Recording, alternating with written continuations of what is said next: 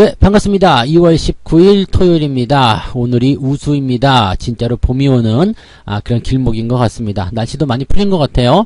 자, 포근한 봄 날씨 즐기시면서 또 오늘 행복한 주말 보내셔야 되니까 일찌감치 종목 진단 올려드립니다. 자, 오늘은 거래량 특징 종목 HMM, 카카오 두 종목이 준비되어 있고요. 뉴스 테마 특징주로는 두산중공업과 CJ ENM이 준비되어 있습니다.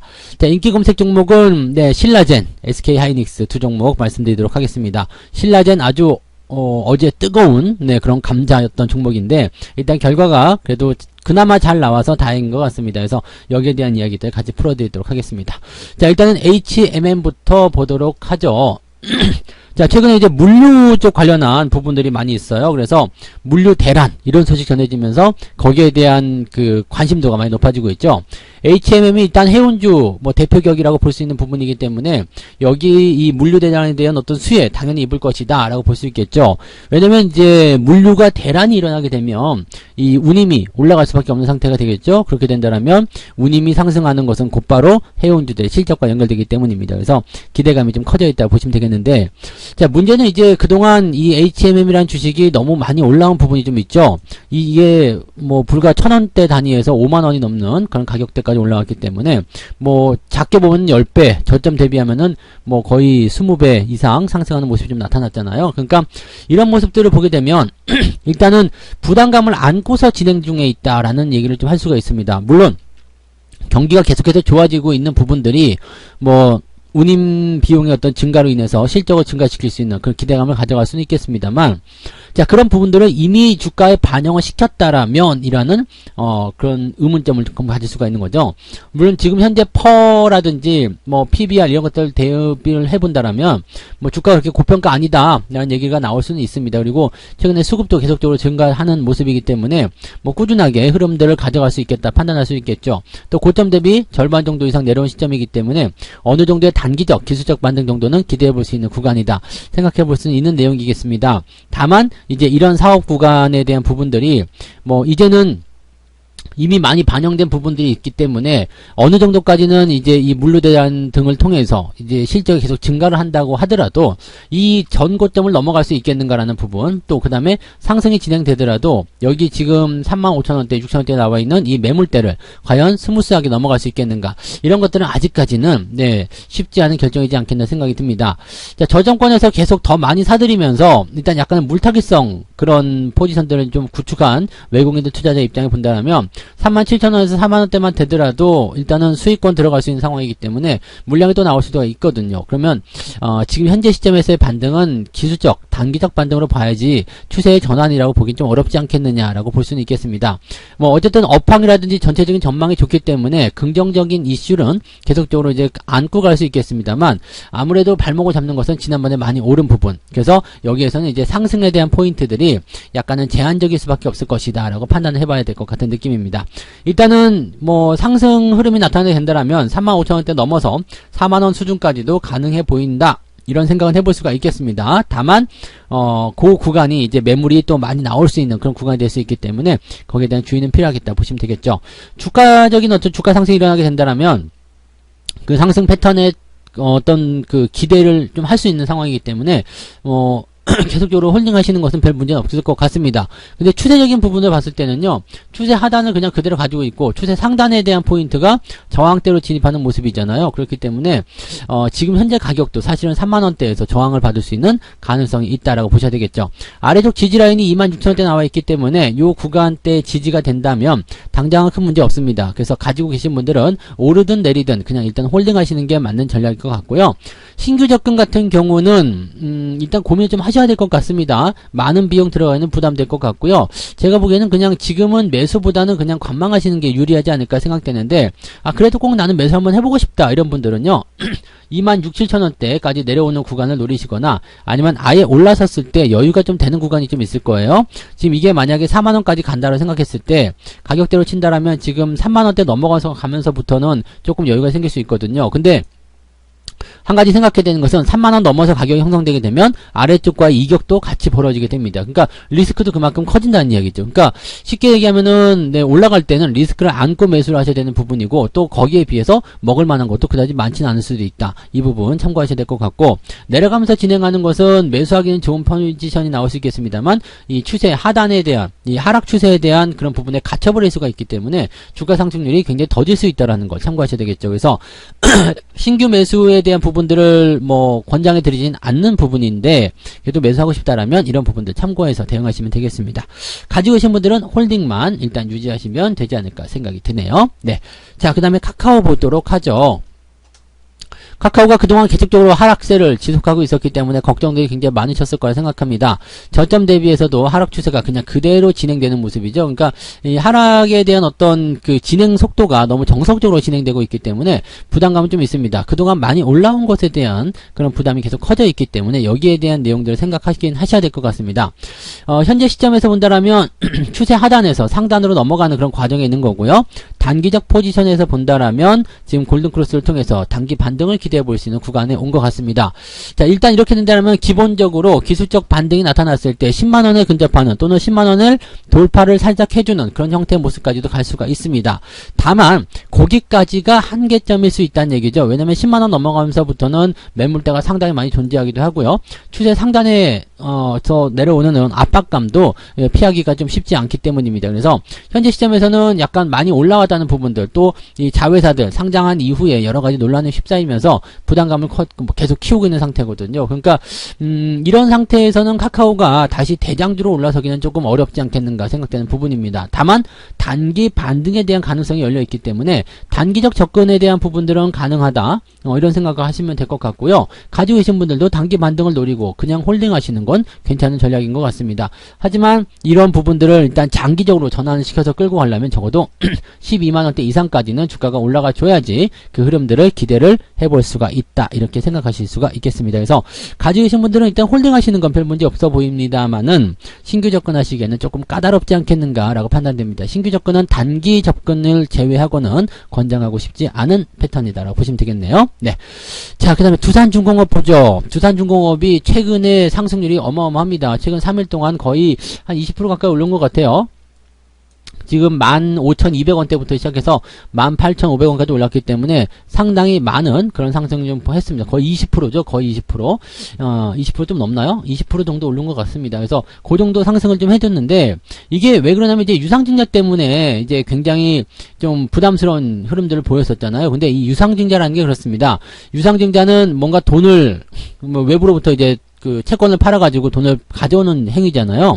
그래서 주주들에게 이제 부담이 된다라는 부분이 좀 있고 회사가 돈이 없다라는 것을 입증하는 부분이기 때문에 대체적으로 이제 신뢰도에서 좀 부담감이 생기는 부분이 좀 있죠. 그래서 유상증자는 대부분 악재로 이용이 좀 되는 부분인데 자, 유상증자를 발표하는 시점부터는 주가가 하락을 하게 됩니다. 근데 권리락이 지나고 유상증자가 이제 마무리가 되는 그런 상태가 된다라면 즉 유상증자를 성공적으로 마무리했다. 그것은 회사 내에 돈이 들어왔다는 얘기거든요. 그리고 그 돈을 통해서 무엇을 할 것인가. 근데 이 두산중공업은 일단은 채권단 그쪽에 이제 그 부채를 갚게 되면서 채권단 관리를 졸업하겠다라는 얘기가 나오는 거거든요. 그러니까 이 돈을 이용해 가지고 다른 데 쓰는 것이 아니라 재무상환에 이용한다. 그 다음에 지금 한 1조 1000억원 정도 이제 유상증자로 가지고 왔는데 5천억 정도는 채무상환에 사용을 하고 6천억 정도는 이제 신사업에 투자를 한다라고 되어 있습니다. 채권단한테 갚아야 되는 돈은 약 8천억 정도 수준이기 때문에 유상증자 자금을 이용해서 상환을 다 하게 되면 채권단을 졸업한다라고 되어 있습니다. 그러면은 이제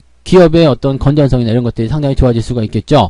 지금 뭐 중공업, 이 두산중공업은 여러 가지 걸치고 있는 재료들이 굉장히 많이 있기 때문에 여러 가지 테마로도 활용이 될 수가 있습니다. 그래서 그런 부분에 대한 기대감도 충분히 있을 거라 생각되고요.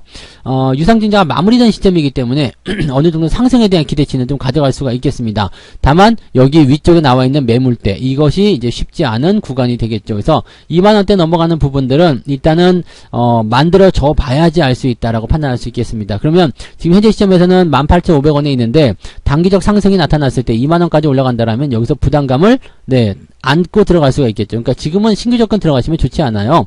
가지고 계신 분들 입장에서는 2만원 돌파해서 25,000원 이렇게 넘어가 준다라면 종목이 살아났구나 라고 생각할 수 있겠는데, 사실 이 부분도 유상증자 시점에서 떨어졌던 그 정도까지는 회복이 되는 경우들이 대부분 있는데, 아무래도 이제 투자자 입장에서는 안 좋은 기억들이 좀 있을 거 아니에요. 그러니까 거기에 대한 부담감들은 좀 가지고 있다고 보셔야 되겠죠. 뭐 실적이나 여러 가지 부분들 다 우호적이고 좋긴 한데 약간 부담되는 부분들은 저 매물대와 그 다음에 유상증자 시점에서의 그 가격대에 대한 어떤 부담감 이런 것들이 있을 거라 생각합니다.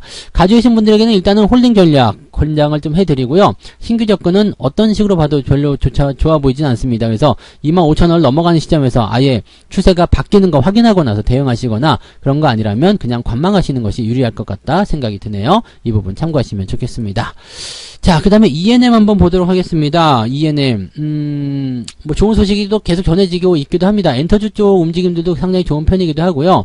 지금 티빙이 2,500억을 투자 유치했다 이런 얘기가 있습니다. 그래서 이 CJ ENM의 그 자회사죠. 이 티빙이 2,500억 원 규모의 외부 자금을 유치했다. 외부 투자를 유치했다라는 얘기가 나왔습니다. 이게 굉장히 좋은 거죠. 그러니까 자회사가 잘 되게 된다라면은 모회사 같은 경우는 그냥 앉아서 용돈 받는 그런 형태로 되는 거죠. 즉 우리 아이가 잘 돼서 밖에서 돈을 많이 벌어왔어요. 그러면은 아빠 용돈 쓰세요 그러면서 돈 조금 줄 수 있잖아요. 그러니까 그런 정도의 느낌이라고 보시면 되겠죠. 그러니까 자회사가 잘 되면 모회사가 나쁠 게 없어요. 자회사에서 호재가 나오면 모회사도 같이 뛰는 그런 형태의 모습이 나타나게 되는 거고, 최근에 분위기가 또 이제 그런 쪽으로 많이 가잖아요. 이렇게 엔터 관련주라든지 이런 쪽들 움직임들이 굉장히 좋아지고 있기도 하고요.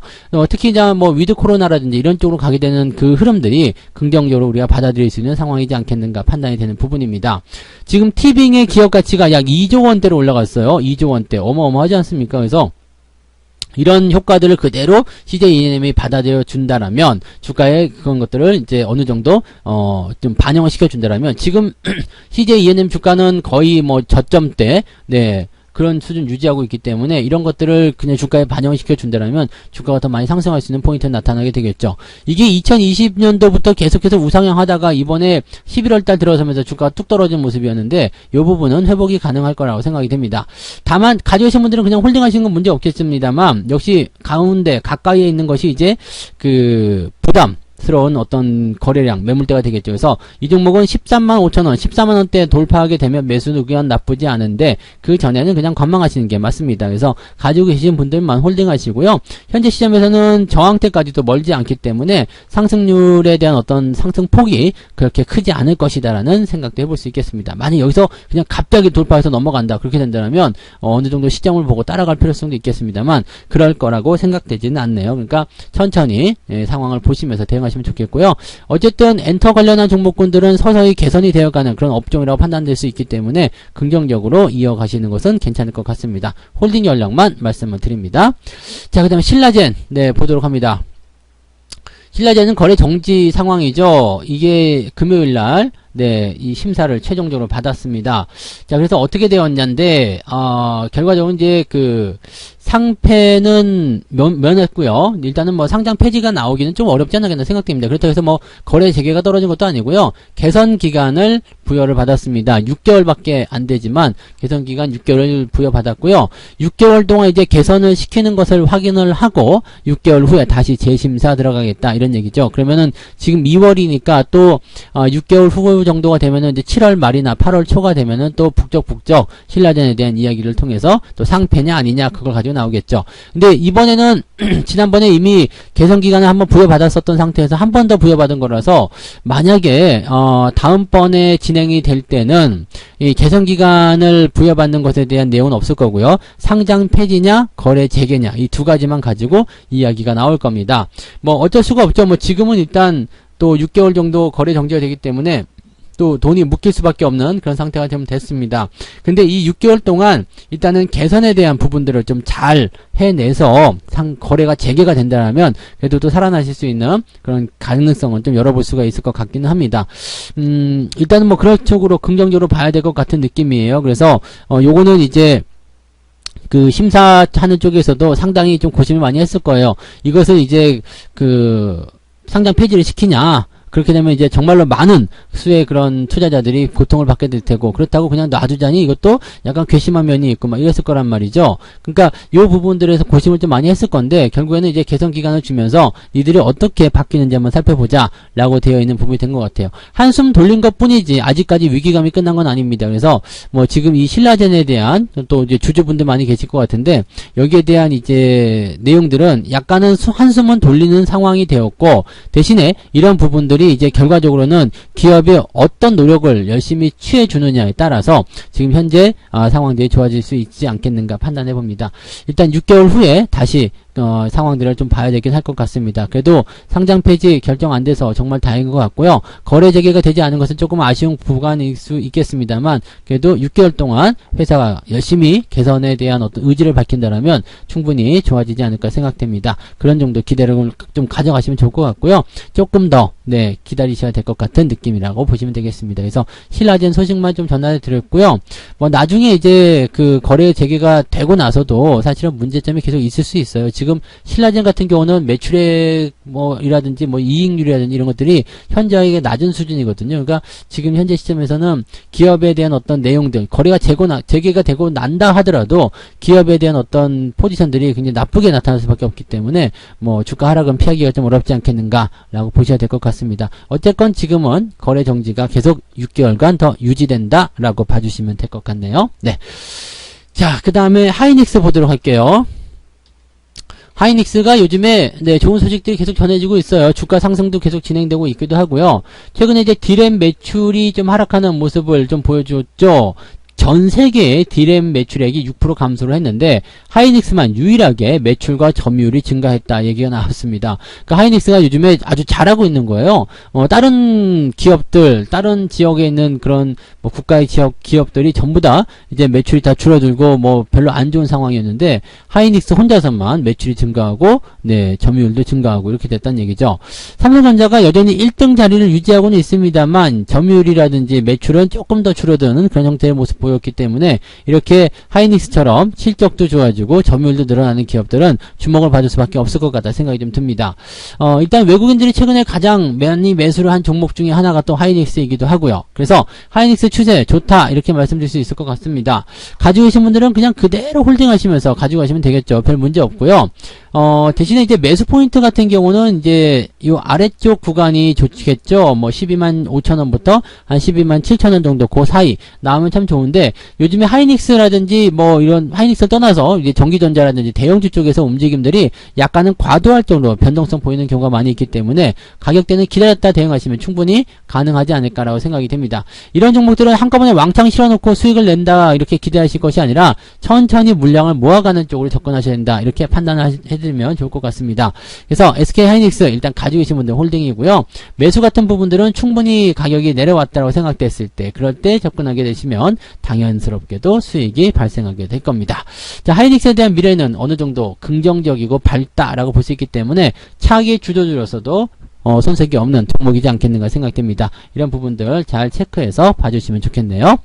자, 이렇게 해서 오늘 HMM, 카카오, 두산중공업, CJ ENM, 신라젠, SK 하이닉스까지 모두 알아봤습니다. 신라젠은 거래가 되는 종목은 아니겠습니다만 그래도 궁금한 소식이 있으셔서 여기에 대한 이야기들 해드렸으니까 잘 참고해 보시면 좋겠습니다.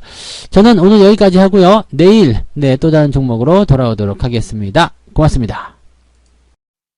본 방송에서 제공되는 모든 정보는 투자 판단의 참고 자료이며 투자의 최종 책임은 본 방송을 이용하는 본인에게 있습니다.